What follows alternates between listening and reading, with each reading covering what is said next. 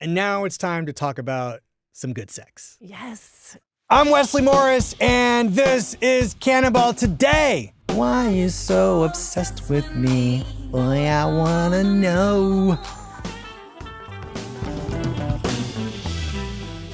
Love is hard to get, hard to keep, hard to let go. It's also hard to act in film.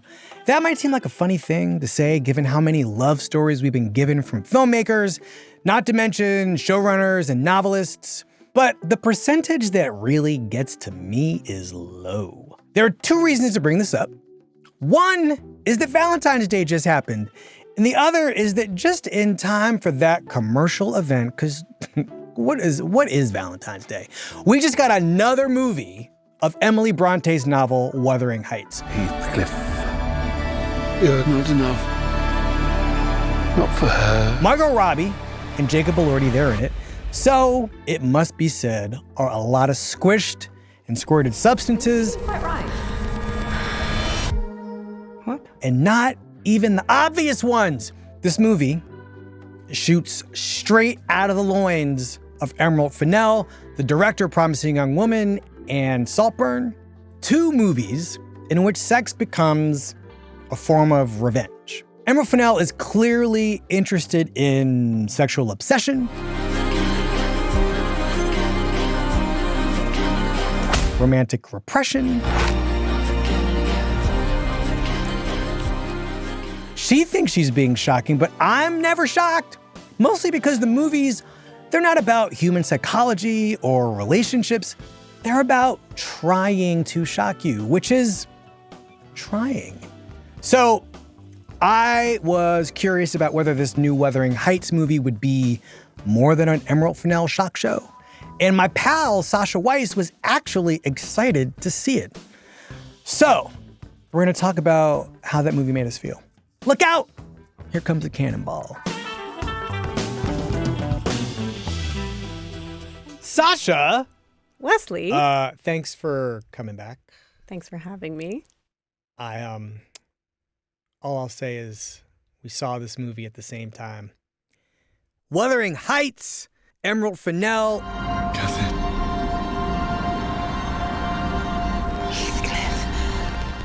Is giving us yet another version of Emily Bronte's novel. Her 179-year-old novel is back again. And It never left. I mean, Its hold on us is eternal. I don't know when the first time you read it was, but I read it as like a 12, 13-year-old at the same time that I was reading other, on the one hand, Victorian Gothic literature. Yeah. On the other hand, Lolita. Uh-huh. Really getting into some of the I really kind of wanted deviant, to twisted understand. sexuality. Yeah, Okay. I wanted to understand because I had seen this William Wyler version of this movie with Merle Oberon and Laurence Olivier. Yeah. Because my mother watched a lot of old movies. Yeah.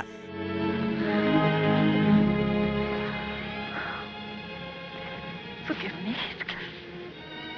Forgive me. And they really seemed to be holding on to each other in this really sort of passionate way and like meaning everything they screamed at each other. I'm not a child anymore. You can't talk like that to me. I'm not talking to a child. I'm talking to Cathy. Hi, Cathy. I understood as a kid that that was sensual. And I saw something else called Wuthering Heights on my mother's bookshelf. And I was like, You put two and two together. let's see what happens with this guy. Yeah. I too read it as a kind of fevered teenager. And it's perfect for that age because it's about these two impetuous, kind of crazy, uncivilized, refusing to conform to the bounds of civilized behavior kids, teenagers, obsessives in love. So it's very appropriate for that age, which made me kind of excited when I saw the trailer for this new film. And I was excited too because Emerald Fennell, the filmmaker, she's a kind of, transgressive, provocative image maker. And I was sort of like, okay, what's she going to do with this? What's she going to draw out of this? So when I saw the trailer, I was like, okay, give it to me. All right. Well, I mean, just to sort of whet our palate. Uh-huh. Okay. Yeah. That's an appropriate We can go phrase. back. We can go back to Trailerville. Yeah. Let's look at it. I mean, here's Margot Robbie, What should you do, Heathcliff, Jacob Elordi. if you were rich? I love the fog, the windswept moors, drenched encounters. I suppose I do what all rich men do. A lot of wetness. A lot of wetness. So kiss me. And let us both be damned. I mean, it's clear she's going to take liberties with the source text. Yes. I mean, there's something about enacting a girlhood fantasy that is being offered here. And that's kind of what excited me. Like, I was like, oh, is it going to get me in touch with the thing that was so essential to me as a girl? I actually, when the movie began, I thought there was some promise there because we have the kids. We have the young Cathy, played by an actress called Charlotte Mellington, and the young Heathcliff, played by Owen Cooper, who's the boy from Adolescence, who's a very kind of tender-looking, soft-spoken, kind of heartbreaking boy. He's a lot of eyes. A lot of eyes and freckles. And so Heathcliff is a kind of street kid who's been taken in by Cathy's father. And Cathy's father is a drunk. He is a narcissist. We very quickly see that he's kind of a manipulative, unstable kind of father. Volatile. Yeah, One moment can be kind of caressing. At the next moment can be insulting. So she's living in this unstable world. This beautiful boy, kind of lost, lonely, comes into her world as a playmate and also as a fellow witness to this unstable situation. So I feel like she does a really good job at the beginning of the movie of showing that the attachment between these two very tender young things is born of a kind of desperation and fear and living in an unstable environment. And for me, that was portrayed with like tenderness and a sense of reality. I don't know if you felt that way. Yeah, I mean, I thought it was interesting watching this little girl build this little boy. Yes. Do you know what I mean? He's a toy, he's a project. Right. But she basically is creating for herself a playmate. Yes. And at some point, the thing she builds also becomes desirable to her. Yes. And then they grow up. She doesn't spend a lot of time in the childhood. I sort of wish she would have. But there's that scene, the barn scene. You know what I'm talking about. The best scene in the movie? The best scene in the movie. So, I mean, this was another thing that sort of offered promise, I thought. So basically, there's like a flinging aside of a curtain, and this little actress becomes the gorgeous, kind of laughably gorgeous Margot Robbie. And little Owen Cooper becomes the laughably gorgeous Jacob Elordi. And those seeds of attraction seem to have germinated, and sperminated. I don't know. What do we say that is here? a very Emerald Fennell. Thank you very much. I'm here all night. Before we get to all the fluids in this movie, so Catherine, there's a new neighbor on their land. Catherine's very excited that there's a new neighbor. She walks over. She sprains her ankle. She stays for 6 weeks. Heathcliff is heartbroken. She comes back dressed like a cake. And she's very upset that Heathcliff isn't really there to greet her. Mm-hmm. And because he knows what's going on. Like, you're with this other guy over there on the other side of this wall for like 6 weeks, really? He's extremely jealous, but it's a jealousy that dare not speak its name because they're kind of siblings. Like, they're enmeshed. Are they siblings? Are they in love? They don't know how to understand their feelings. And they have this kind of rageful run-in where they part and, basically they insult each other. And then that night, she goes to find him in the barn loft that where he sleeps in, yes. But instead, what she sees is something kind of shocking and to me as a viewer kind of promising. She looks through the crack in the floor underneath Heathcliff's kind of attic in the chamber, barn itself. In the barn itself. Will you take it away? Two of the servants, man. He's having some private time. And, you're not really sure what's happening because you're watching it from Cathy's point of view. But she's looking down through these slats. The slats. She hears a noise. She hears some kind of telltale jangle. There's a woman and a man. The woman is essentially situated herself in what I would describe as a harness, and the man is sort of getting the instruments ready to do whatever it is they're going to do. And Cathy's watching through the floor. And we're definitely meant to understand that Cathy has not witnessed this is a new to sexual her. Encounter. So what happens? Well, while these two are down there doing their S&M thing, she's watching this and she is fascinated. She is like really just like, okay, I don't know what this is, but I'm very into it. And I would say the minute she has that thought, who should come drape himself over her? The text gets doubled. And suddenly her eyes and her mouth are covered. And it's the first moment that Cathy and Heathcliff are explicitly sexual together. That's what you're given to understand. Yes, he's on top of her, by the way. He's on top of her, and he's participating in the eroticism of this moment. So the discovery of her sexuality, it's a very interesting moment, right? Like it's hot. It's definitely, I will give intuitive. it that. I will give it that. There's something sadomasochistic sexy. happening. There's pleasure. There's a kind of transmission between the two of them. And what should happen? She runs away. The scene ends with Cathy leaving the scene of her awakening sexuality and this encounter with Heathcliff, and she runs away. And to me, that's the end of the movie being interesting. Yes. It promises this kind of psychological reading, and also like what it does to me. I mean, this stuff is not in the book, right? The book doesn't have sex in it. The book has a lot of yearning. The book has a tempestuous darkness at the center. It is a boiling pot, but like very, very rigorously kept from boiling over. And the source of its heat is kind of mysterious. I mean, these are two dark people. So Emerald Fennell comes along, and she's decided to locate the darkness in their psychologies and kind of in their sexuality. So to me, that was like the great promise of the movie that I found pretty disappointing after. I mean, because she kind of murders it. Yeah, and the question she seems to want to ask is like, can they actually explore their desires together? Can this relationship forged in this weird shame cauldron kind of yield like a complex sexual thing? I mean, of course, it's a tragedy. We know that it won't, but that's like the thing she's promising to explore. Instead, what I think she explores is fashion. But wait. Yes, you are right. But I want to say that there is a moment where I have not given up entirely on the movie yet. Okay. Because after this. Okay.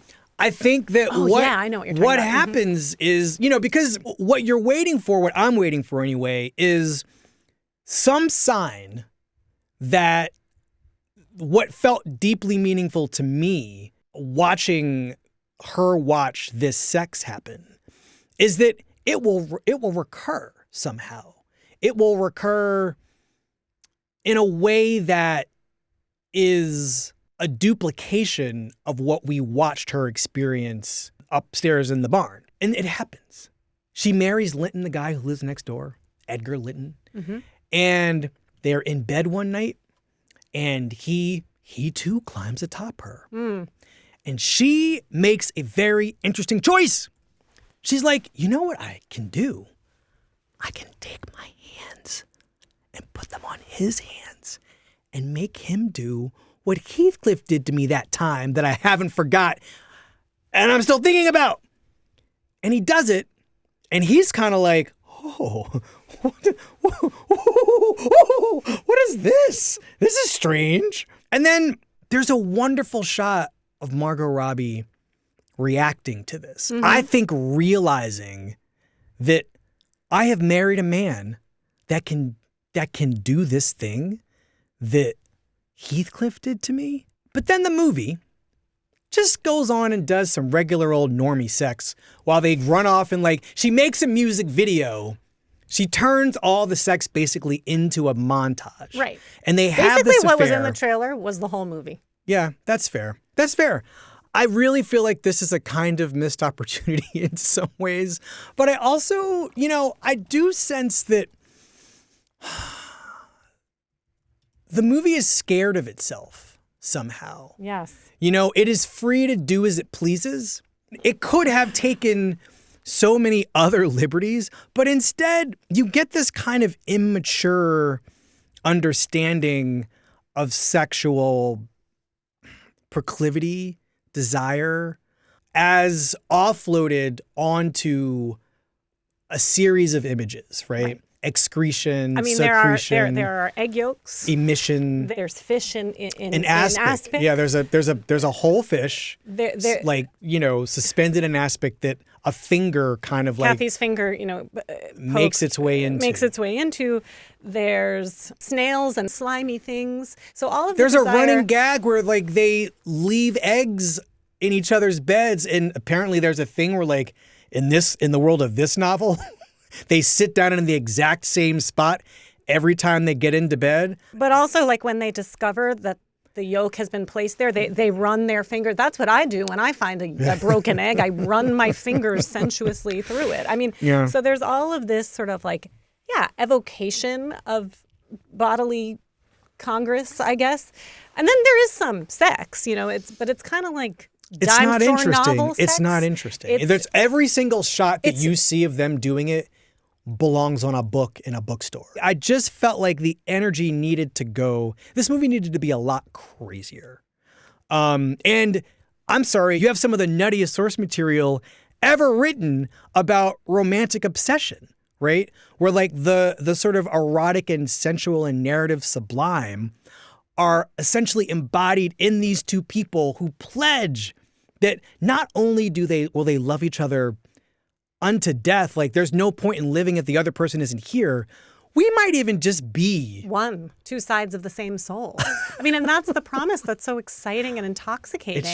But it's not in the movie. And I think it would have been interesting. I would have been so interesting. It's interesting to me that she wants to explore that through some kind of sadomasochistic sexual relationship, right? She wants to explore what it means to become one, what it means for your desires to align, what it means to play these kinds of games where there's complete trust, right? That's the thing that she's sort of setting out to explore and never explores. And it's so frustrating because it's there's something kind of new that she's finding in the subtext of this book. Right.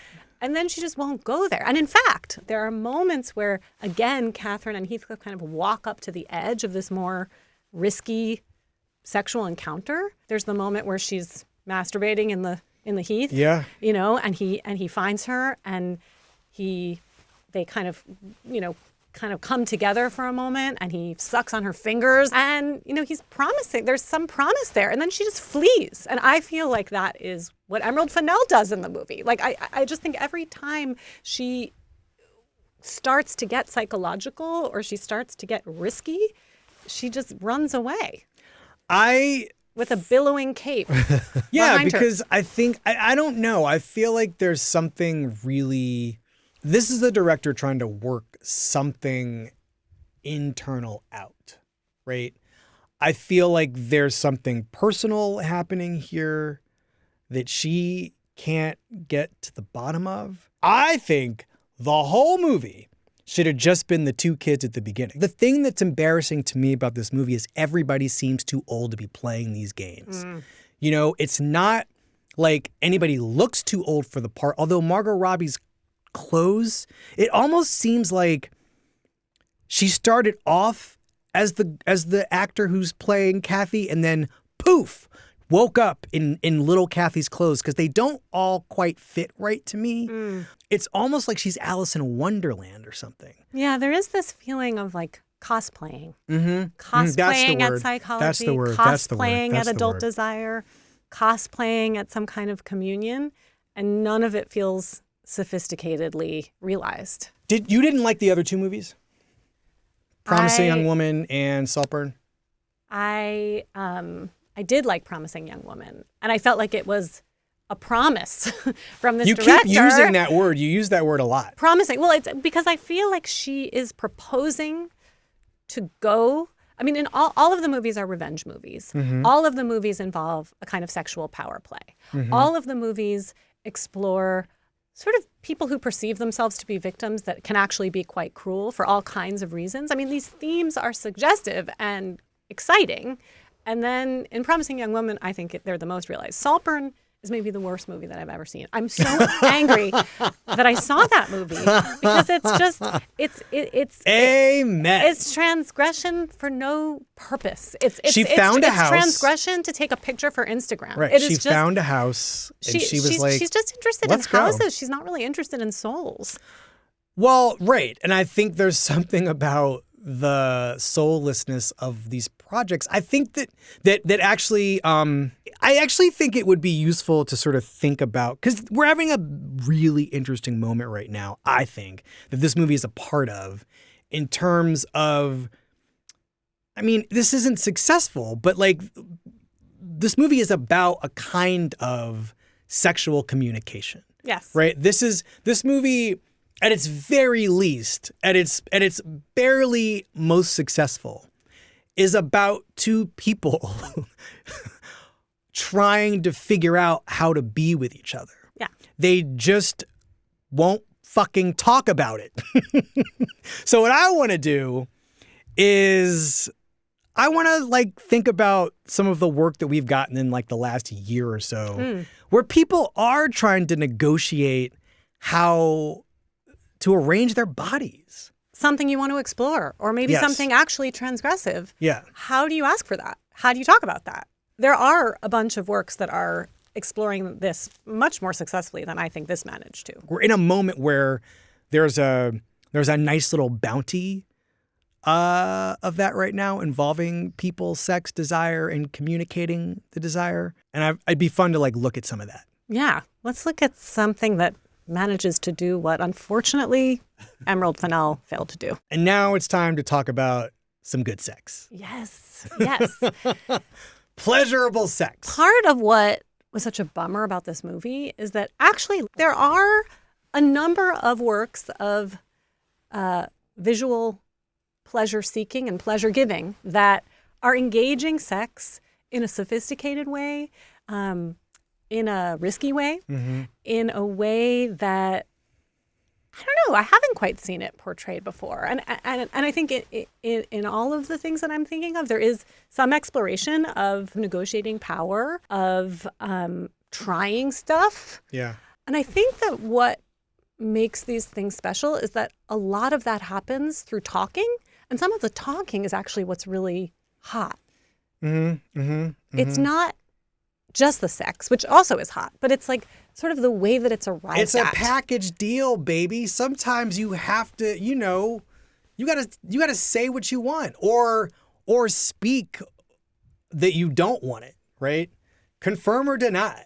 Right. In this funny way, the Wuthering Heights, it's sort of refusing to go with its characters' desires. It's funny. It's refusing to allow them to articulate it, and it's refusing to articulate them. And I'm just much more interested in works that articulate. There are so many words in that book. Emily Brontë wrote so many words, and yet these people can't say Anything. any of the important ones.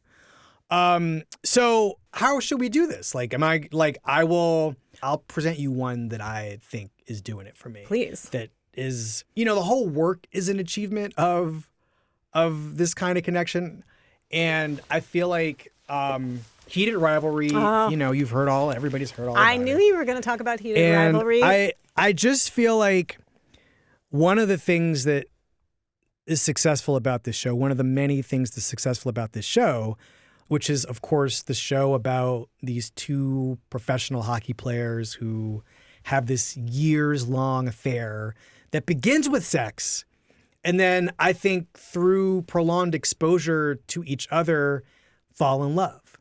And one of the first times you see that love is possible between these two people actually comes in what I would describe as a kind of domination submission scenario. Yeah. And it happens in episode 2. Ilya is feeling really good about winning this fake Stanley Cup. And he gets Shane, his quote, rival, unquote, for our purposes, his boyfriend. I mean, I don't know if they would say that about each other at this point. No, they His would lover. not. But all right, fine. They would never say that. I don't like the term lover. I mean, His sex partner. yeah. Thank you, Mrs. Weiss. When's my homework assignment I'm sorry, due? I don't know what my to call God. them. It's hard to know. Let's just for our purposes, man. He's gonna get his man to come up, and Shane comes up. He's played by Hudson Williams, and Ilya's played by Connor Story, and it's clear that Ilya is gonna try to get a little domination on Shane, and Shane Shane is going to submit. Congratulations. Thank you. Now take off your clothes. Like, Ilya loves himself a penthouse suite in the hotel. And but also there's not the suspense here. Like, there's, you know, this kind of pulsing music, but like they've already done it a bunch of times. So the suspense here really is like, well, what are they going to explore? And the question is, do I want this or do I not want this? Right.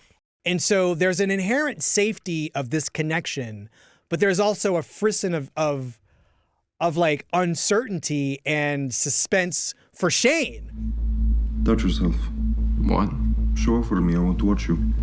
You what? It's my special day, Hollander. I want to watch. I've never... No shit. Fuck you. Give me some vodka at least. No. Vodka is for after as your reward. So Shane complies. There's this amazing moment where Shane is like... I need... And Ilya's like, what? You know. Tell me. Because he wants to hear it, right? And Shane's like... I need you. And... Woo! Okay! I find that an incredibly satisfying sexual encounter. It, you know, as he is saying, you know, after he says, I need you, his head, you know, his back is against the headboard and he's just sitting up. But he says it and then he crawls on the bed to Ilya, who has gotten up and is standing at the edge of the bed. And he makes his way to his pantsed crotch. It is such a, like, tender moment of vulnerability, connection, risk, trust. You know, for both of these guys, I think they're building a trust in each other. And also, I think, like, throughout the scene, the balance of power is shifting because Shane comes in, you know, he's vulnerable. He's coming to Ilya's room. Ilya's commanding. Ilya has more experience. Ilya's toying with him a little bit. Ilya's telling him what to do. Shane is like exploring that submission. But I think that when Shane finally says, I need you, it really turns Ilya on. Right, and which is another vulnerability, right? Like he is now admitting to Shane that he's totally, I like this. I like really this like tenderness. I like it when you need me. I like it when you need me. And then suddenly Shane has a little bit of power and starts to, you know, not dominate, but at least take the lead. So there's like a really delicate choreography going on. And also like many different registers, right? Like, I don't know if we could say dozens, but there are many registers that are explored, right? And the scene allows them to move through them and to kind of try them on and see how they feel. And it's like they're really trying on a bunch of different personae to figure out like which ones kind of harmonize, which ones talk together, which ones work together, how much teasing, how much power, how much dominance, how much submission is working for them. Well, it's interesting because I think that opposites attracting dynamic is also part of the appeal for both of them. Yeah. Like Ilya gets to make Shane a little dirty,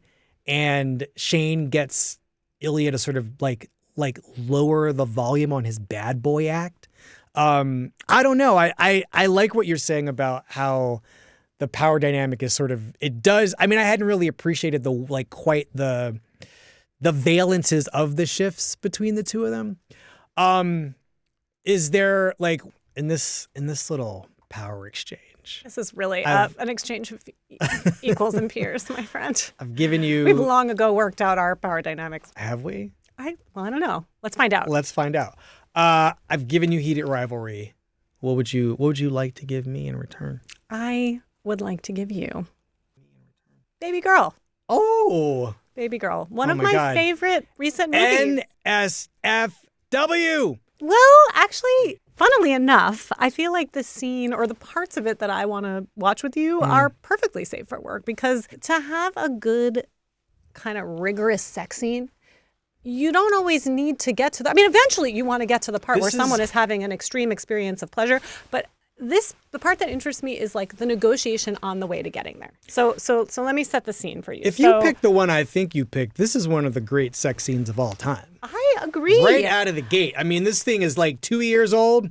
This is like top 10. So Nicole Kidman is playing Romy, who is the beautifully, perfectly coiffed type A head of a tech company. Everyone is just waiting for me to buckle under the pressure. Is now a good time to introduce the interns? Yeah.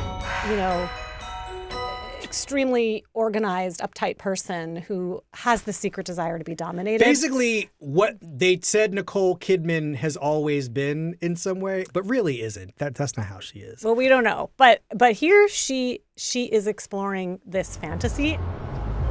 Oh. I chose you as my mentor. What? I chose you as my mentor. I'm not a part of that program, so. Yo, you are. And she's exploring it with her intern, played by Harris Dickinson. He is very appealing. And he is this young, perceptive intern in her office. I'd say ambitious. Ambitious, sexually ambitious, and in other ways ambitious, who has her number. And he sees that she wants someone to play this kind of game with her. So he leaves her a note. He tells her to come to this kind of gross motel room. And she comes dressed to the nines. Gross. It's fine. It's fine, but it's not, it's not her standards. It's not her standards. And he comes in and she sort of plays the part of his boss. And she starts to say, what you're doing is wrong. Your behavior is unacceptable. What behavior? That's all I have to say. That's the only reason I'm here, to stop this and your wild behavior. What are you talking about? this is wildly inappropriate. And he's sort of like, what role play are we in here? Like he's trying to negotiate what she wants, right? And he's actually here to give her what she wants or to find out what she wants. But she's not really even sure. She's not sure. And right. and what ensues is there's this sort of awkward moment where they're trying to find that. And at first she flees, just like right. Catherine. Yep. I have to go. Unacceptable. Unacceptable. Yes. She doesn't want to get in touch with her real desire. But then yes. she does want to. I don't like that. Not like that. Not like that. Not like that. I don't want it like that. So then they start to tussle and she's laughing, right? Like it's a scene that could be read as violent. Mm-hmm. Mm-hmm. But they're laughing and they're playing. Hotel floor, by the way, she knows better. She's really letting go. Stop. And then he pins her down. Now here he's been given permission to embody his role of dominator. Yeah. Maybe take your clothes off. Can you do that? I don't want to. Why? I don't know. I don't want to. That's okay. She's a little girl now. I don't want to. So he's thinking too. Mm-hmm. He's like, okay, what can he ask her to do? What might she want? Just maybe come sit here. So he's a little inviting. Come sit here. Come sit here. And now he's gonna think and search and find the right register. Maybe could you get on all fours? Why? Can you just try it? What? And stop asking why. Can you just try, maybe for the sake of what we're...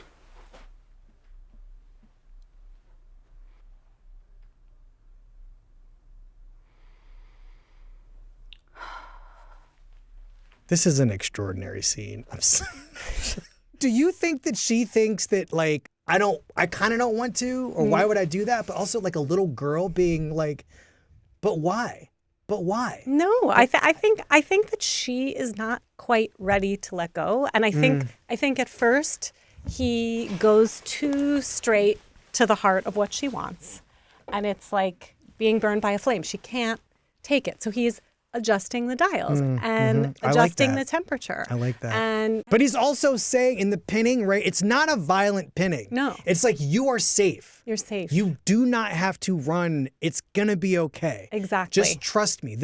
I'm holding you here, but don't run. Which is reminiscent of something that he did with a dog early in the movie, which is the source of her attraction to him, that he kind of calms this animal. And it's the same kind of gesture. He's got a kind of calming energy that allows her to relax. It is a little bit like body work in some way, it's right? like he's work. Transferring an energy to her. What I love about the scene is that it really feels like a genuine exploration. And the movie lets us see all of that. The scene lets us see all of that kind of delicate... This is a much longer scene. It's a much longer scene, and they keep playing, and they keep trying to find it, and it gets more and more intense, and it culminates in an incredible moment where she has an amazing orgasm, but it really takes time, and they're building to it and they're finding it. And so sort of like the scene in Heated Rivalry, there are like a lot of different shades and a lot of different, sometimes there are sort of like the wrong note is hit and they have to adjust, and there's like this kind of twinkling little music going on between them and they're trying to find it. And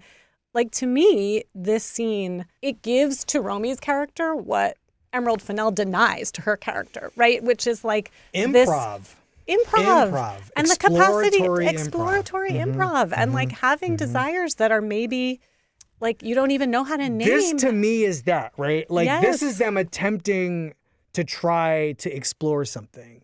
I also think that like that movie began to me, I don't want to say it's responsible for this moment that we're in. Yeah. But we're in a moment. Yeah. Of a particular kind of erotics, right? Where it's two people trying to figure out what the sex is doing, who has the power in this moment, how can I use the power to get what I want? What do you think gave birth to this moment? Like, where is it coming from? Well, I think for one thing, it's really interesting that it's happening at a time when we are being told, according to a lot of journalism and a lot of scientific research and, social research, that people are having less sex. I also think that like we're in a moment of negotiating our own relationship to power, right? Like we've been here for a minute.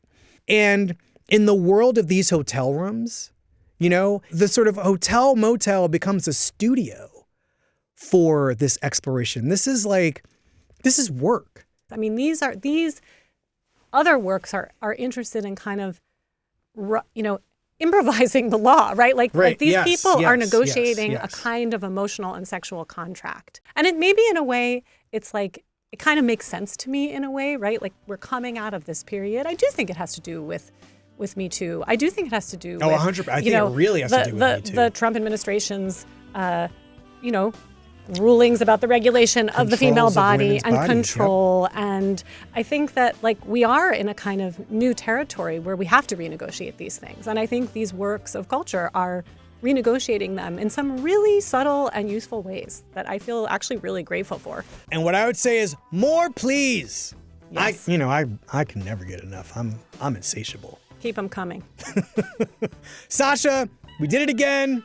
Thanks for stopping by. I appreciate it. Thanks for having me.